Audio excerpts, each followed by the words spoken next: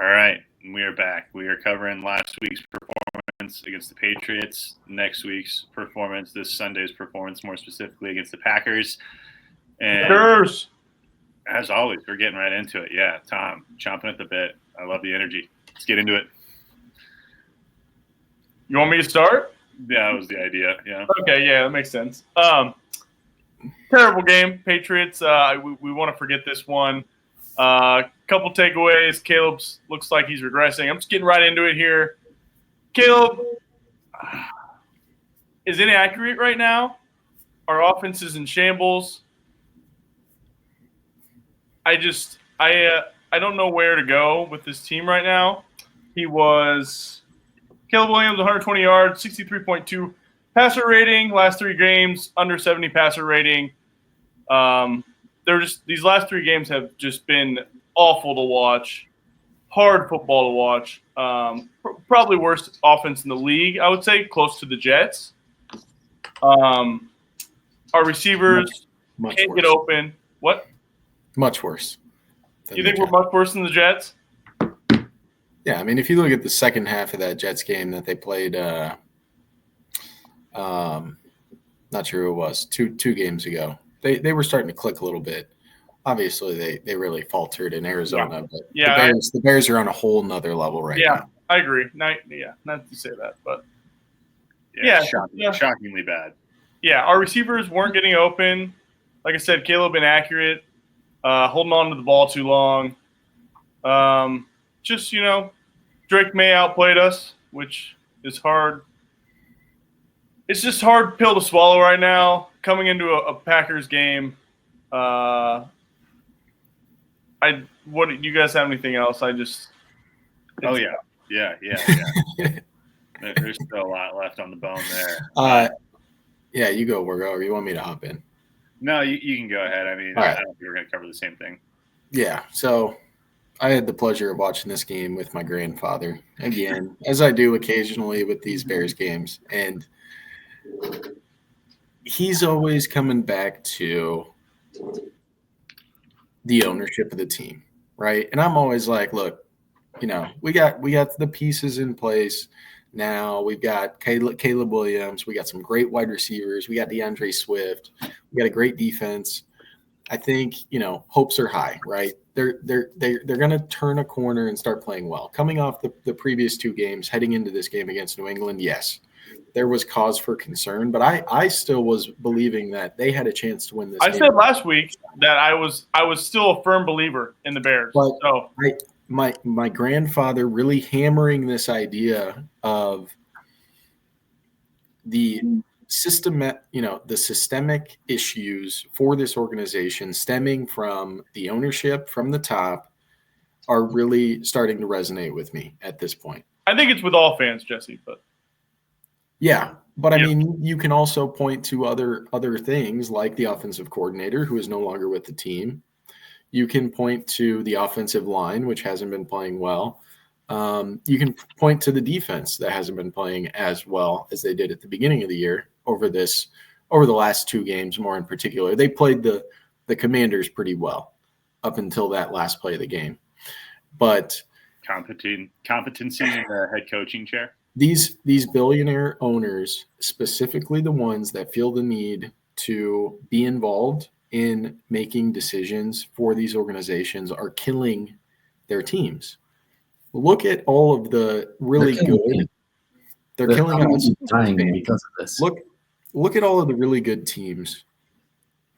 The Hunts in Kansas City, they leave the football decisions up to the people that know about football, and they sit up in their box, they watch the game, and they enjoy watching their team win Super Bowls consistently.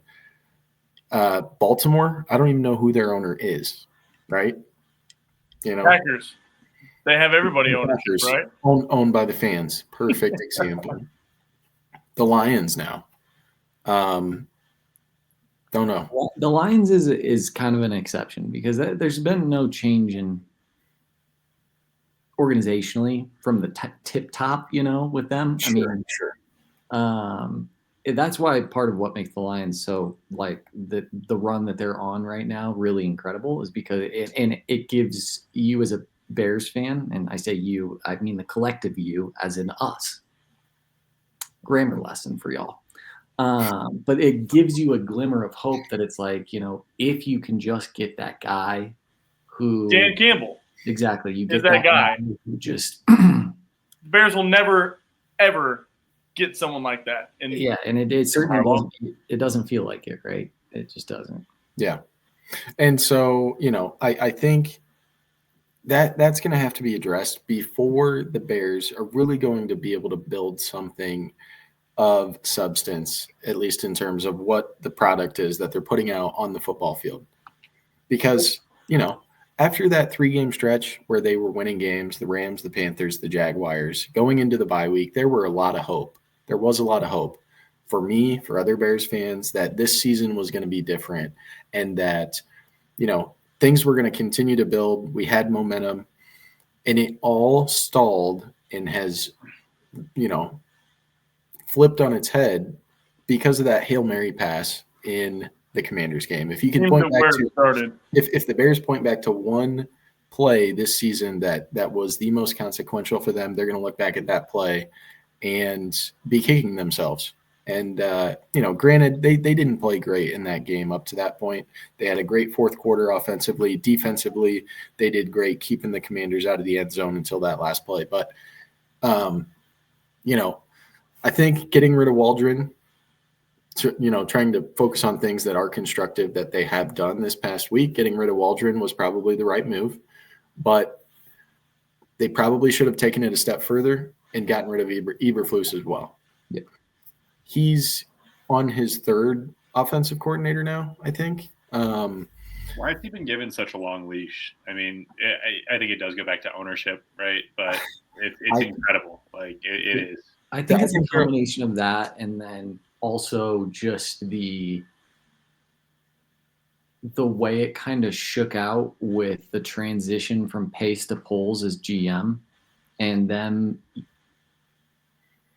them successfully kind of pulling off this big trade with Carolinas where it started, and then that parlaying into the first overall pick with Caleb, and just all of that together to me feels like why that leash may be a little bit longer, have been a little bit longer for Eberflus, is it's just like, well, we're about to, everybody, us as fans, the media, the team, for God's sakes, everybody felt like this team was about to turn a corner, and that's probably in my mind why that leash was longer. And now they're going, oh, around this corner is just the same old shit. And it just sucks. I mean, they're the same team they've always been. It doesn't matter who's wearing the uniforms. This team is a sorry ass team. And when I say team, I don't mean just the guys who are on the roster right now. It's like you guys are saying, it's organizational.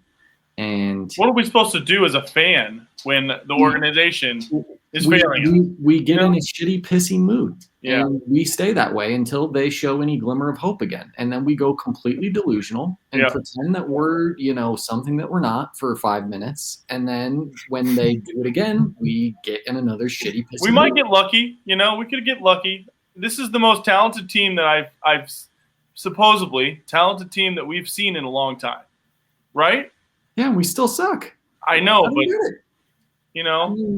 I kind of was already heading off the cliff last week. Obviously taking New England, taking the jump against the spread, and honestly, Jesse brings up Grandpa. I never really heard him ever say anything good about the Bears, ever in my entire life.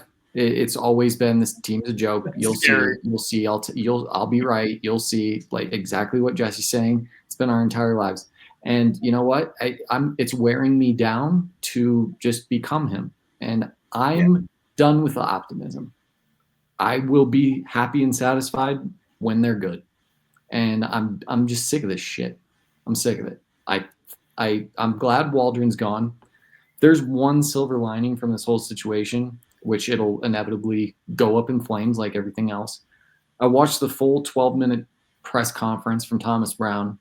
I think it was from yesterday, maybe earlier today. Seems like he's going to get him in line.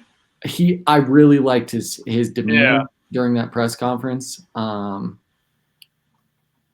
He just seems like an assertive type of guy, which seems like what this team may need is quit whining. You're all a bunch. You're acting like a bunch of bitches, and you need to go out and play and win some games because, like Tommy said, that this is a talented team. We should not be losing games like this. Despite the injuries on the offensive line, despite the just incompetency on offense as a whole, we should not be losing games like this. We could lose games, but like this, no. This is wrong. They should be ashamed of what they're doing right now. Yeah. Pathetic. Yeah. 23 drives without a touchdown. I mean, third down over the last 3 weeks, we've got to be like 10 for 100. I mean, it is pathetic. Any crucial moment in a game, including literally a walk-off Hail Mary, we suck. We can't do anything right when it matters most. I like Thomas Brown's interview, but again, I'm done being optimistic with this team until they show me something. Having said that, I'm on the Bears this weekend on the spread. Divisional game. No, we'll get into that. I'm just kidding. No, but Packers, though, it would be nice. Sorry. That was one of the points that I did want to talk about, though, is, I mean, the spreads, like you were saying, Luke, how you took the Patriots last week. That pregame line -6, and then to lose by, was it 16 that we lost by or 19? 19. 16 we lost by. And then the previous week where we were favorites against the Cardinals and then lost by 20. And then to your point, Luke, that you made in previous weeks, we've been talking about how Vegas is starting to dial it in and start to get more of a beat on these lines and get a better idea of who these teams are when they're making these lines. The Bears fooled everybody. So it's not just us. Vegas obviously was fooled and probably didn't lose a whole lot of money. They probably made a substantial amount on those games being played. But holy cow, I mean, just the difference in the spread and what the games were played out to be at. But the coaches thing, I mean, we can continue to talk about the stats. There are monumentally bad stats in terms of the Patriots almost setting their season record. The other thing I wanted to talk about, though, before I forget again, was the DJ Moore interview where they were asking him. And I had the thought, and I texted it to you guys, where I don't really think that the Shane Waldron firing, I mean, it is tough. Like, we're going to have to fill that seat. I think we do have a competent guy from what we've seen of him, which is very little. Sure. I mean, he doesn't suck like Shane. So that's anyone is better. Anyone is better. Exactly. But DJ Moore had said basically that it was the inability to adjust. And then when we come in and make the adjustments at halftime and then we go back out there and it's a completely different defense that we're looking at because they've made adjustments mid-game as well. So it's like all these things that were just errors that were being obviously overlooked by Shane and this coaching staff as a whole. For one, makes you look at who the buck stops with, which in this instance is Matt Eberflus, and we're looking at the coaching staff. But the other thing that I was going to kind of tie into that in terms of, with the new coach and everything, I kind of wanted to go over what our like number one thing that we're looking forward to for next week's game against the Packers is. Just again, Luke, like you were saying, to get a glimmer of hope, to get some sort of something positive. What's the one thing that you would want to see in next week's game that you think is like the most important in terms of what we need to build off of? I think for me personally, it's going to be it just to go back to the Thomas Brown interview, because this kind of ties in with what I'm interested in seeing is he had put it as he doesn't have the ability to reinvent the wheel with this offense, right? Like this offense has been installed. This is what these guys know. This is what they practice in the off season. They, like, here's the offense we're going to run. For him to come in and say, like, I'm going to change the entire offense, I think that would be an error. And that's what he's saying. He's like, I can't do that. And I understand that. So what we're going to try to do is stay within the offense that's currently in place, that these guys understand, and put more of a focus on getting the ball in playmakers' hands. Okay. and also calling plays within that offense that allow Caleb to get the ball out of his hands quickly. One of the things that stood out to me this year is that he does have the ability to make some creative throws, right? And with that ability, if you can call plays that ensure that no matter how bad your offensive line is, that the quarterback is going to get the ball out of his hands quickly, Right. and to someone who can do something with it, that could be an area where this team could excel a little bit. It can't be a screen pass every other play. It's way too predictable at this point. I was watching the replay of the game last week. DJ Moore goes in motion, just all 11 guys should go straight to him because that means the ball's going to him. We're going to run a screen pass. That's all. We have to throw in some wrinkles, get the ball to the playmakers. There's plenty of them. You've got a lot of variety and get the ball out quick. This offensive line is terrible. It's obviously in shambles. We're second, third string in some spots. Don't expect them to hold up. We gave up 9 sacks last week. What we need to do is say, Caleb, if you hold that ball for more than 2.5 seconds, it's on you now. And, one other thing before you guys touch on your points. Tom, you'd put this in the Google Doc. There was talk, and I had seen it in numerous places, so I assume there's some validity to it on the potential of Caleb being benched. And that talk coming from within the locker room. Not the media saying, why, is it smart? No, it's literally players within the locker room saying, we'd rather Bajan be playing right now. I think if you get into this new type of offense where you're putting the offense or Caleb in a position where, again, you got 2.5 seconds. Past that point, it is no longer on the offensive line. These guys are trash. If we ask them to do more than 2.5 seconds, we're asking too much of them. Mm-hmm. And in my opinion, you give Caleb a couple games like that, and if he's still sitting back there, playing patty cake with the ball, get Bajan in. I don't give a shit. We can trade him in the offseason. I'm seriously done. Well, you see Bryce Young. I mean, he sat for a couple games. Hot take. Yeah, that's a little too far for me. I agree that Caleb has not been playing well. Like, it is not a secret. Like I said in the beginning, he's inaccurate and he's missing receivers.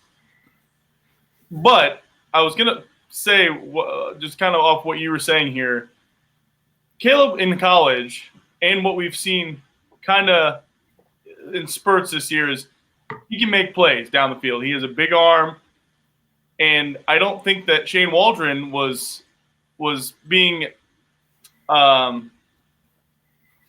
aggressive with the play calling enough. He was being too safe, and I think he was it was kind of feeding into what Caleb was feeling. Like there was one big play in the last 3 games, no interceptions.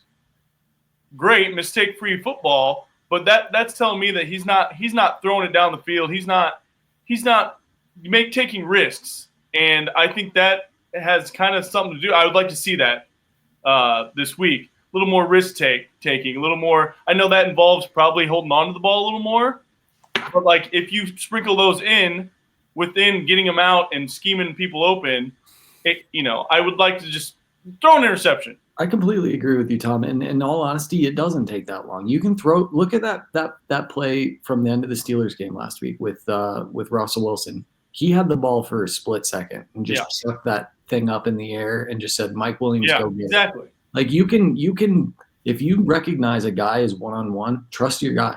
Yeah. Throw it. I don't care. Make it close. Like if it gets torn out of a guy's hands and you throw an interception, that's a great point. I would rather see that than exactly. what I've been seeing.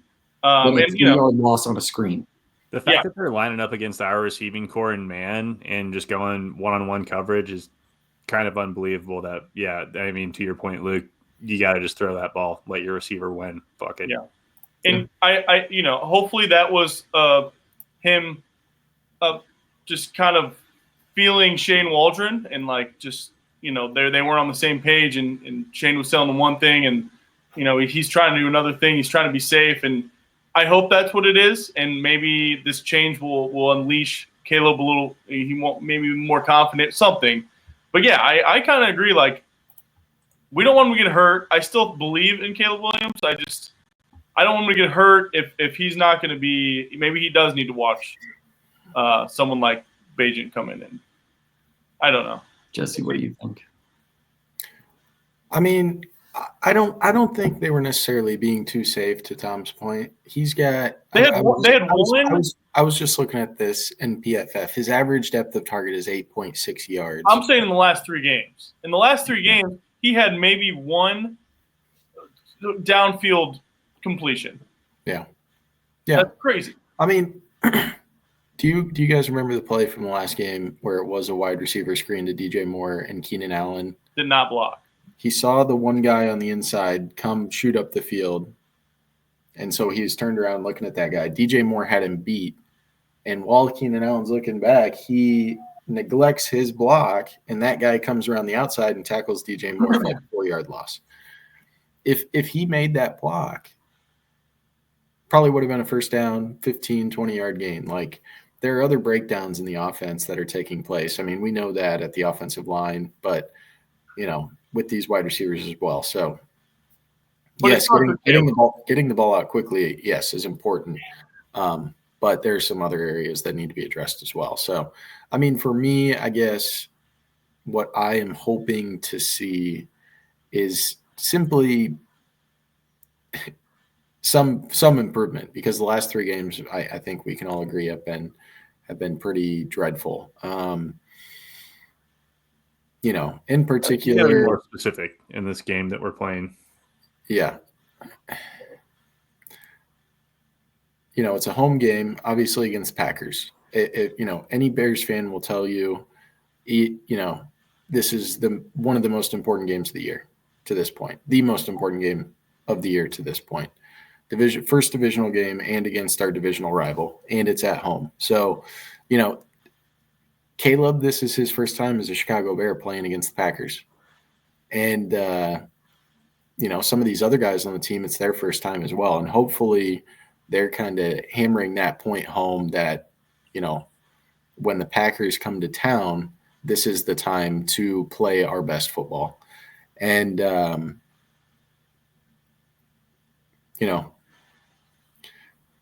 I hope something lights a fire, because and Luke's talked about how sometimes when you see coaching changes and shakeups in locker rooms, you get a little shot in the arm, and it provides a little bit of boost and energy to different teams, and that could very well be the case here.